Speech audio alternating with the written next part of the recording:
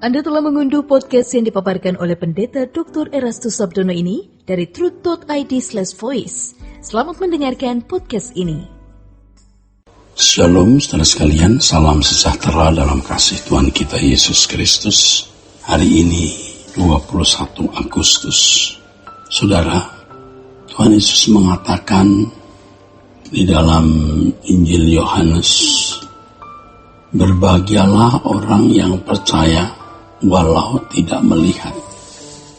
Ya, berbahagialah orang yang percaya walau tidak melihat. Di dalam Yohanes pasal 20, saudaraku, ayat yang ke-29. Ayat ini muncul dalam konteks ketika Thomas tidak yakin bahwa Yesus benar-benar telah bangkit.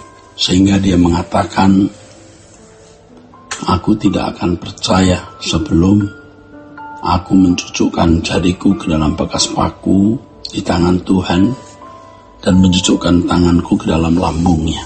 Kenapa demikian, saudara? Karena memang belum pernah ada kejadian orang mati dalam keadaan yang begitu parah seperti disalib, bangkit. Kalau Yesus membangkitkan orang mati, mereka bisa percaya, tapi kalau Yesus sendiri bangkit, siapa yang membangkitkan? Lalu dengan keadaan tubuh yang terkoyak, artinya dengan luka-luka yang begitu banyak, dengan tangan yang dipaku, bagaimana bisa bangkit? Jadi ketidakpercayaan Thomas sebenarnya cukup beralasan, karena memang sulit dipercayai, sulit mempercayai adanya kebangkitan atas kasus Yesus ini. Tapi Yesus bangkit, dan Yesus berkata, berbahagialah orang yang tidak melihat namun percaya. Saudara, kita tidak melihat. Kita sekarang tidak pernah melihat kebangkitan Yesus secara fisik. Kita tidak melihat kubur kosong pada waktu itu dan tidak menyaksikan Yesus yang bangkit. Tetapi kita percaya bahwa Yesus benar-benar bangkit. Rasul Paulus mengatakan, yang kukehendaki ialah mengenal kuasa kebangkitannya. Artinya mengalami Yesus yang benar-benar bangkit itu. Dan karena mempercayai Yesus yang benar-benar bangkit, maka dia mengenal kuasa kebangkitannya.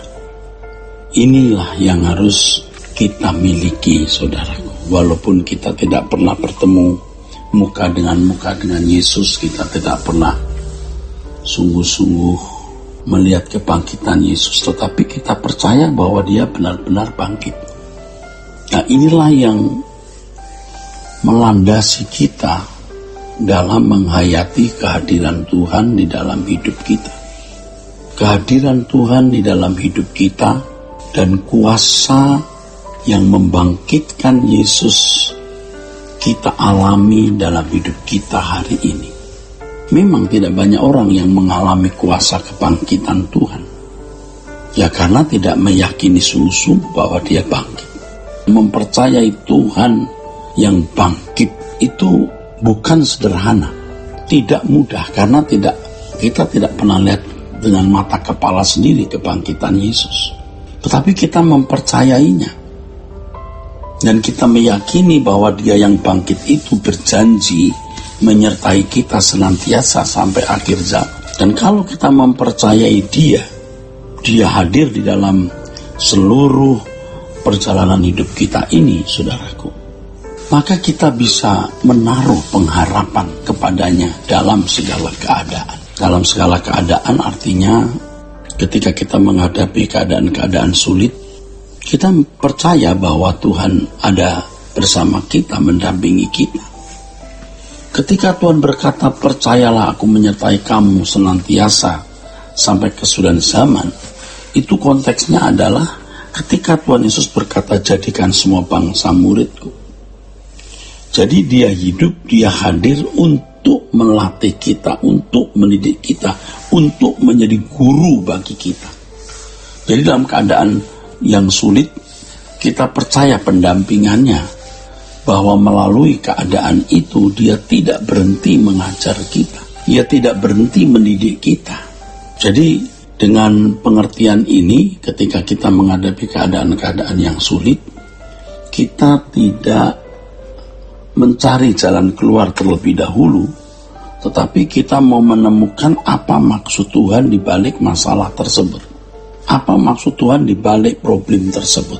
Tanpa merasa takut bahwa masalah itu akan menenggelamkan kita atau mencelakai kita. Sebab di dalam Tuhan, yang di dalam kamus kehidupan orang percaya, maksudnya tidak ada kata kecelakaan itu. Semua di dalam kontrol dan monitor Allah. Semua mendatangkan kebaikan, jadi bukan kecelakaan.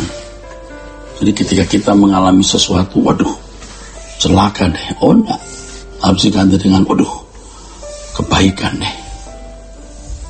Bukan, waduh, celaka, enggak, waduh, kebaikan. Sebab dia bukan Tuhan yang mati, dia Tuhan yang hidup. Tuhan yang hidup, Tuhan yang hadir, Tuhan yang menyertai kita.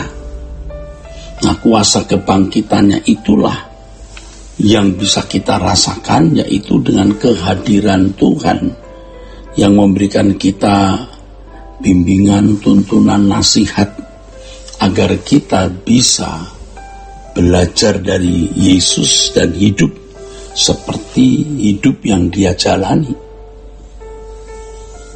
Dengan hidup seperti hidup yang dia jalani, maka kita akan mencapai ketaatan seperti ketaatan dia.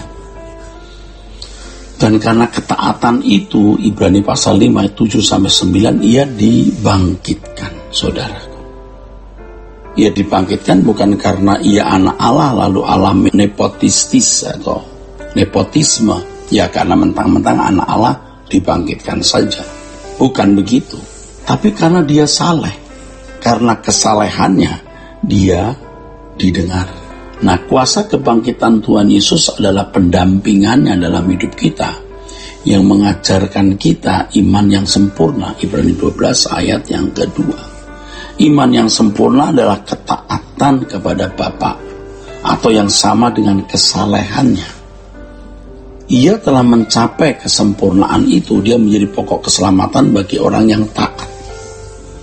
Nah, kita belajar dari dia yang telah mencapai kesempurnaan untuk bisa menjadi taat seperti dia taat. Dan kalau kita taat seperti dia taat, kita saleh seperti dia saleh, maka kita beroleh pengalaman berkat kebangkitan seperti kebangkitan yang dia alami.